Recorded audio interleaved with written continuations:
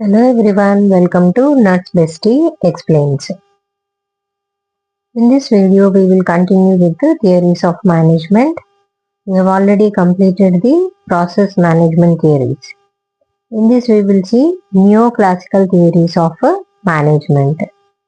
The neoclassical theory is the extended work to the shortcomings of the classical approaches to the management. In olden days, whatever the classical approaches were used in managing the organizations, this neoclassical theory is the extended work. The same theories, approaches, but extended work to the shortcomings. The beginning of applied research in the area of organizational behavior. It includes management thoughts of human relations school and human resources school. So this neoclassical theories of management includes two types of theories, human relations management theories and behavioral sciences management theories, because in this theory they have given importance to the human relations in the organization and behavioral sciences, behavior of the people also who are working in the organization. These are the two different theories which we are going to see in this video. Human relations management theories. Behavioral or human relations management, these emerged. Human relations theories, behavioral or human relations management emerged in the year 1920s. Its main concern was on human behavior in the workplace. So main concern of this theory is human behavior, okay, human relation in the workplace. So behavioral or human relations management emerged in 1920s. Its main concern was on human behavior in the workplace. So in this human relations management theory, George Elton Mayo has mentioned his concept. Elton Mayo 1880 to 1949 was an Australian psychologist. He was an Australian psychologist, sociologist and organizational theorist. Elton Mayo, okay, George Elton Mayo. He is the founder of the human relations movement and is known as the father of the Hawthorne studies. So Elton Mayo, George Elton Mayo, he is known as the father of Hawthorne studies. He identified the Hawthorne effect or the bias that occurs when people know that they are being studied or observed. So what is Hawthorne effect? Nothing but the bias. Okay, bias that occurs when people know that they are being studied or observed. For example, if you want to observe the people, how they are working in particular ward, how efficient they are, if you go inform them that today from 5 o'clock to 6 o'clock I am going to observe your behavior. If you inform them, how they will act? They act that someone is supervising us, so we have to work sincerely. Okay, so that is biased observation. Without informing, if you just go and stand at the corner or from the window or from the video, okay, whatever CCTV footage video, if you observe their behavior, you will get the facts. Their actual behavior can be observed. So Elton Mayo is the one who identified the Hawthorne effect, that is the bias which occurs when people know that they are being observed or studied. He, along with his employees, Roethlisberger and Dixon, conducted this study to determine the effect of better physical facilities on workers' output. The Hawthorne studies demonstrated the important influence of human factors such as high morale among individuals and group, people-oriented approach to consider people as human beings. So they have observed how one person is communicating or behaving with the other person. People oriented approach, how they are approaching, greeting, all their behavior is being observed in Hawthorne studies. Understanding group attitude and psychology on worker productivity. Okay, whether this group attitude and psychology, how it is affecting the that particular worker or employee's productivity. All this they have observed in Hawthorne studies. That is about George Elton Mayo's studies. Next one is Mary Parker Follett and management theories. in her Mary Parker Follett. Mary Parker Follett, 1868 to 1933, was born in Quincy, Massachusetts. She was an American social worker, okay, American social worker and pioneer in the field of organization theory and organizational behavior. She is an expert in field of organizational theories and behavior. She emphasized participative decision making rather than using coercive power. She emphasized that in an organization, instead of using just power, okay, if you shout on the worker with because you have power, instead of you doing that, participative decision making. You want tomorrow there is some inspection or a program in the college, you call everyone involved into the meeting and give the responsibility individually, explain them the purpose, need for everything. Like that, include the people in decision making rather than just asking them to do the work using your power. That kind of emphasis she has given in participative decision making. She established a clear-cut channel of communication and was in favor of using depersonalized authority and order in an organization. Okay, she established a clear-cut channel of communication, clear-cut channel, okay, and was in favor of using depersonalized authority and order in an organization. Instead of giving orders or using the authority, clear cut, communicating the rules, regulations, what work you want to get it done from the employees, that has to be clearly explained to the employees. The three major concepts of Follett's theory were, you can see here, three major concepts are observed in this theory: universal goal, universal principle, law of situation. Universal goal: integration of individual effort into a synergistic whole. Integration of individual effort into a synergistic whole. So participation of two or more people into it. Integration is a method of settling conflicts instead of compromise or domination. If any conflicts, okay, if any fights occur or any problem if it is there, instead of compromising or by dominating, just shouting on them, dominate so that everyone will keep quiet. Not like that. Instead of doing that, a method of settling conflicts is been integration method of settling the conflict is been identified. Next, universal principle. Circular of reciprocal response, emphasizing feedback to the sender, considering two-way communication. Okay, whatever information you receive from the other person, give feedback. Okay, so I heard like this, I'm going to do like this. Giving feedback, so two-way communication will be clear without any confusion among the people. That is universal principle. And law of situation. Universal goal, universal principle and law of situation. There is no best way to do anything, but it all depends upon the situation. There is nowhere written in any book or guide, anything you take, best way to do this, like this, nowhere it is written. So it all depends upon the situation. Every situation is not same. I do the same procedure, but situation will be different from each nurse. Each person, whenever they do, the situation will be different. So the problem solving method which is mentioned may different. It may not suit in your situation. So fact of situation determine the basis of authority and responsibility. The exact situation where you are there, the facts will play the major role. They are the basis for authority and responsibility. So these are the three major concepts of Follett's theory. Mary Parker Follett's management theory. Next, so these are the neoclassical theories of management. In this, human relation theories we have completed. In that, George Elton Mayo and Mary Parker Follett theories, two theories we have seen. And in neoclassical theories, the second type is behavioral sciences management theories. Behavioral sciences management theories. The School of Human Resources represented a substantial progression from human relations in the early 1950s. School of Human Resources, they have seen a substantial progress from human relations in the early 1950s. The contributors of behavioral sciences are, so who contributed the theories for this behavioral sciences management?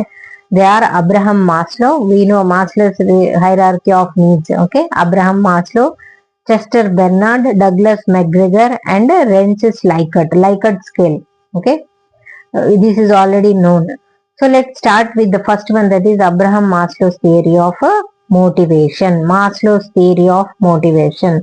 Abraham Maslow, 1908 to 1970, born in New York, developed the hierarchy of needs model in 1940 to 50s. Abraham Maslow was an American psychologist whose theories have been influential in the 20th century thought. Maslow's motivation theory, known as need hierarchy theory, is one of the best known and most influential theories on workplace motivation. His Maslow's motivation theory, need hierarchy theory, is the best known influential theory on the workplace motivation. This Maslow's theory of motivation is useful in understanding human motivation, management training, and personal development. This same Maslow's hierarchy of motivation also can be used in management, okay, for understanding human motivation, management training, and personal development. According to this theory, human beings have a variety of needs to motivate them to work. So needs are the one which motivate people to work. If you don't need, because we need to have 3 meals a day, so from where we will get 3 meals? If you are an adult, unless you work, you won't get the 3 meals a day. So that need is the motivation to work. Okay, so according to this theory, human beings have a variety of needs which motivate them to work. Adopted in 1990s, transcendence, self-actualization, aesthetic needs, cognitive needs, and esteem needs. Let's see the Maslow's theory of motivation. So the first 4 levels are called deficiency needs or D needs or deficiency motivators. The first 4 levels, in the hierarchy. Okay, these are called, here it is written, deficiency needs. Okay, these 4 levels are deficiency needs. What are they? Physiological needs, safety needs, belonging and love needs, and esteem needs. These are the 4 levels which are called as D needs, deficiency needs. Level 5 and by implication level 6 to 8 are growth motivators and rarely found. 6 to 8, these are growth motivators and very rarely found. And the basic core of Maslow's theory is motivation and can apply to motivate employees. This theory can be applied in the management of an organization to motivate the employees to achieve the goal. The employer in the organization should keep in mind that all human beings have basic needs and right to strive for self-actualization. The employer, the boss has to remember that every employee who works in an organization has basic needs and he will always strive to reach the higher level. Once the basic needs are met, he tries to grow and meet the other needs. This point has to be remembered by the employer. The concept of self-actualization provides real meaning, the purpose for employees, and the basis for staff development. Self-actualization. If you reach this self-actualization level, okay, the managers, usually managers, directors, managing directors, CEOs, they will be in this stage, self-actualization level. So they will have complete understanding about the purpose for employees and basis for staff development. So they are the one who understand the needs. They can bring good standards and maintain good standards in among the employees. Okay, so this is Maslow's theory of motivation. And next theory is Chester Bernard theory. Chester Irving Bernard theory of behavioral sciences. Chester Bernard was a telecommunication executive and an author of Functions of the Executive, an influential 20th century management book, in which he represented a theory of organization and the functions of executives in organizations. Two of his theories are theory of authority and theory of incentives. Chester Irving Bernard has given theory of authority, theory of incentives. In his book, he has mentioned 7 essential rules of communication. Okay, he has worked on the communication because he was a telecommunication executive who better and has a good understanding about the communication in the organization. He has given 7 essential rules. Let's see what are they. Define channels of communication. First of all, first thing is define channels of communication. Who has to communicate? If a staff nurse faces the problem, immediately they have to communicate to the head nurse. Head nurse has any problem, if she cannot resolve the problem, she has to talk to the, communicate to the higher authority, immediate higher authority, maybe a floor in charge or the assistant nursing superintendent. Like that, in every department there is one hierarchy. So define channels of communication. Each employee should know and have access to the channels of communication. Every employee should have access. So if we have a problem, immediately we want to go and inform someone. If they deny our talking to us, so the problem will not be solved. They should have free access. At any time you can go to the manager and tell your problem. That kind of free access should be there to the channel of the communication. Keep communication short and direct. When you get the opportunity to tell your problem, communicate, don't drag it by giving unnecessary information. Keep the communication short and direct to the topic instead of going all around then showing the topic. Not like that. Don't waste time. Keep the communication short and direct. Adequate skill among person dealing with the communication. Adequate skill should be there among the person dealing with communication. The person who went to give communication, the person who is listening, both should be skilled to understand the matter what they are going to deal with. No interruption of communication during working hours. Be honest in the communication. You should not show partiality, give wrong information or biased information. Misinformation should not be given. You should be very honest in communicating the information. According to Bernard, the organization is a system of discerning, coordinating individual activities. Okay, so he means organization is a system of discerning, coordinating individual activities. He emphasized efficiency and effectiveness as criteria for organizational survival. Efficiency and effectiveness, these are the criteria for organization. If the organization has to run properly, there should be efficient people and effective work has to be done. He divided organization into formal and informal organization. The informal organization is a part of a formal one. He emphasized on developing a major plan which he called a strategic plan. Every organization should have a strategic plan. He believed in that. The key areas of managers to plan are an effective communication. All managers should have a good communication with the employees. Communication system, good recruitment system is very important. Selection of the staff is very important. Retaining policies. After 6 months, if the staff does not like the environment, they want to leave the job. Like that, it should not be there. Call them, talk to them. If they have any problem, try to sort out the problem. So retaining policy should be there. And employees motivation. Frequently you have to motivate the employees by giving bonus, by giving rewards, awards. Like that you have to motivate. Appreciation is very important. So if you get some work, after doing that, if a teacher appreciates, very good, well done. Like that, if a teacher appreciates, student will have satisfaction for putting lot of hard work into it. So they will be motivated. Next time if teacher gives some other assignment or something, they put more effort to it. That kind of motivation has to be given in organization.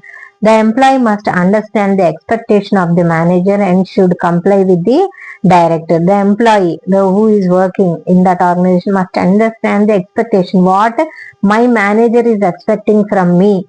If that employee understand that, they will be directive, they do their work properly. Okay, so this is about Chester Irving Bernard's theory of authority and theory of incentives.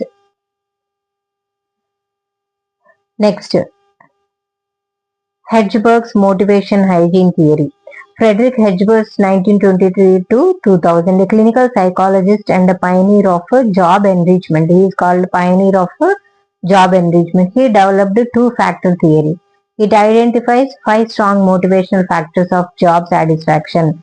So he identified 5 strong motivational factors, 5 strong motivational factors for job satisfaction and 5 job dissatisfaction factors also. He called them as hygiene factors or dissatisfiers. Okay. So let's see what are these. You can see in the picture motivational factors and hygiene factors or dissatisfactory factors. If you see them, achievement, one is achievement, another one is recognition. Okay, achievement, if a goal is given, once the employee achieves them, you should recognize their hard work.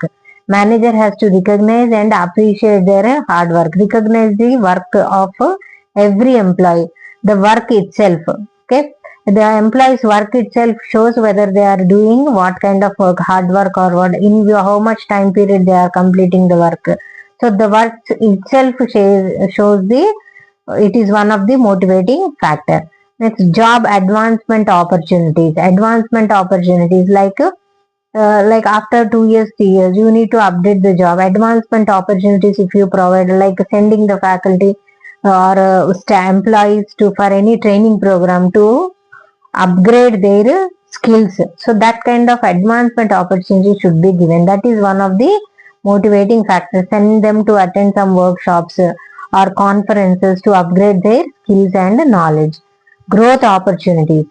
Like if you are working since 5 years like that, if any new branch you have opened, there is higher authority job is available, you can take this experienced faculty or employee to that post. Like that, growth opportunities also should be provided. These are the motivating factors which will motivate the employees to work better in an organization. What are the hygiene factors or dissatisfiers? They are relationship with peers. Okay, if the employee falls into any relationship with their friends, peer groups, too much relationship which is disturbing their work, that is one dissatisfier. And the company policies. Okay, if company policies are not satisfactory, physical workspace to work, they do their work, if proper workplace is not there, working conditions, if proper working conditions are not there, for example 40 to 50 female employees are there, but there is no female washrooms, separate washrooms for the female employees. Next, if they are facing problem, they don't recommend any female people to work on in that institution. Dress changing rooms, if they have any pregnant mothers or feeding mothers, feeding rooms, that kind of facilities are not there, females will completely stop working in that organization. So working conditions also very important. So a special place to sit and have lunch, some space to go and breathe for some time, to take a break, a canteen where some snacks are available, or a tea, cup of tea where employee can go freely and have a cup of tea. That kind of facilities are mandatory. If that conditions are not good, that is one of the dissatisfier. Salary. Salary is not sufficient enough for their hard work. Status. Okay. Like giving a good cadre to the work they are doing. Status in security. Job security is not there. That is also. If females are working, no security, harassment or molestation or any like any attacks are done on the female employees, so security will not be there, so no people will join in that. Then supervision, proper, too much tight supervision is there, you are not letting them to go to washroom also by taking a break. So that kind of strict supervision also one of the dissatisfied. So Hedgeberg's motivation hygiene theory has given motivational factors and hygiene factors. Next theory is Douglas McGregor theory, 1906 to 1964. McGregor is the other major theorist associated with the human relations school of management. McGregor believes there are two basic kinds of managers. He believes that there are two types of managers. One type of manager, theory X, has a negative view of employees. He is always negative towards the employees, assuming that always employees are lazy. Every employee is lazy, untrustworthy and incapable of it. Only he is the one who is responsible, all other employees are waste. Like that he assumes responsibility, while the other type of manager, that is theory Y, this manager assumes employees are trustworthy, good manager. Okay, theory Y is a good manager who understand every employee trustworthy, capable of assuming responsibility, having high levels of motivation. So he has mentioned about a theory X, theory Y, good manager and a bad manager would have opinions about employees. That is Douglas McGregor's theory. Next one is Likert systems for management theory. Francis Likert was an American educator and organizational psychologist. He also developed like a scale and linking pin model.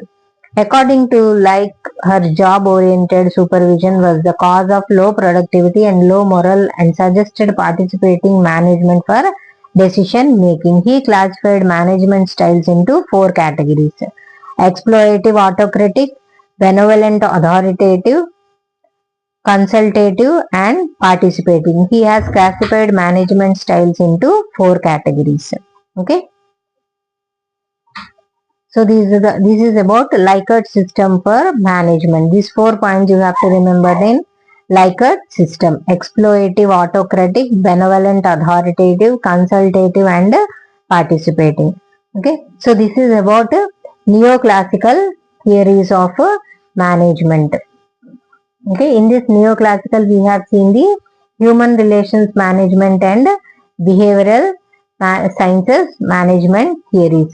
Human relations, you have seen George Elton, Mayo, and Maslow's theory, Chester Irwin Bernard, and behavioral sciences theory, you have seen the Maslow's theory of motivation.